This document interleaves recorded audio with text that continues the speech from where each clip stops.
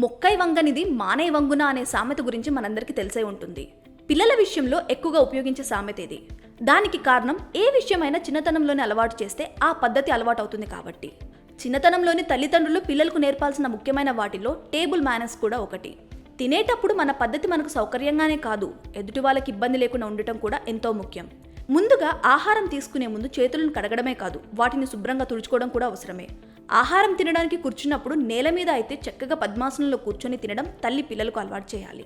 Dining table పైన అందరితో కలిసి తింటుంటే తర్వాత కుర్చీని శబ్దం చేయకుండా నెమ్మదిగా ముందుకు జరుపుకోవడం ఎలానో నేర్పించాలి. ఈ క్రమంలో కొంతమంది పిల్లలు టేబుల్ ఎక్కి కూర్చుంటుంటారు. అలాంటప్పుడు అది సరికాదని వారికి తెలియజేస్తూ అనువుగా ఎలా కూర్చోవాలో, కోపం తెచ్చుకోకుండా ఓపికతో వ్యవహరిస్తూ నెమ్మదిగా ఈ పద్ధతిని నేర్పించాలి. ఆహారం కోసం కూర్చున్న తర్వాత ప్లేట్లో ఎంత ఆహారం వడ్డించుకోవాలి, లేదా ఆహారం వడ్డించే వాళ్ళకి ఎలాంటి మర్యాద ఇవ్వాలి అనే విషయాలను తల్లి పిల్లలకు ఒక్కొక్కటిగా నేర్పించాలి.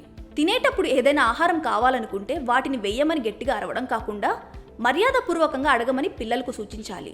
ఈ క్రమంలో ప్లీజ్, థ్యాంక్ యూ వంటి పదాలు వారికి అలవాటు చేయాలి. ఫలితంగా బయట రెస్టారెంట్లకు వెళ్ళినప్పుడు కూడా పిల్లలు హుందాగా వినయంగా నడుచుకునే అవకాశం ఉంటుంది. చేతితో తినే అలవాటు ఉంటే మంచిది.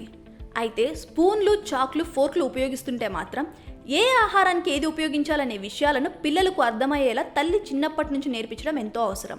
అలాగే చాలామంది పిల్లలు వారికి ప్లేట్లో తినడం సరిగ్గా రాక చుట్టూ ఆహారం పడేస్తుంటారు.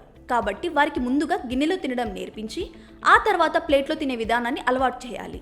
భోజనం పూర్తయిన తర్వాత సింక్ లేదా వాష్ మెషిన్ దగ్గరకు వెళ్ళి శుభ్రం చేసుకోవడం నేర్పించాలి. మొదటి గురువైన తల్లి పిల్లలకి చిన్నతనం నుంచి మంచి అలవాట్లు నేర్పించడం ఎంతో అవసరం.